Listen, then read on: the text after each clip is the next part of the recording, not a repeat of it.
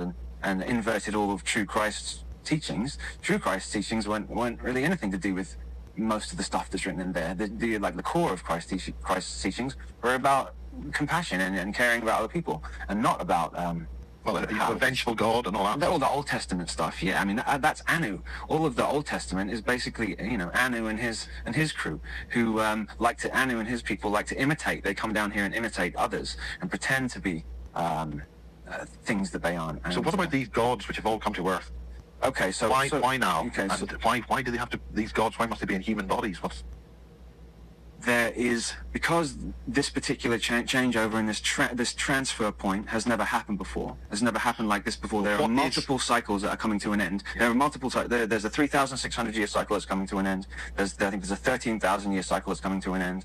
I think there's a 25,500 year cycle that's coming to an end. So they're all coming to an end at this point. And so there was sort of a need to come down and experience this changeover in a physical body down here now, because the experience to be in a physical body now and go through this changeover is like nothing else that's ever happened before. Why is that important? Well, because it's going from a growing species is going from being completely in the dark to then all of a sudden being completely knowing and understanding what's gone on with them. And this is the planet of amnesia, and so everyone's walking around not knowing really who they are. So to experience going from not knowing to knowing is a massive. It is like nothing else. What is it that we've forgotten? Is that a contradiction in terms? No, it isn't. So.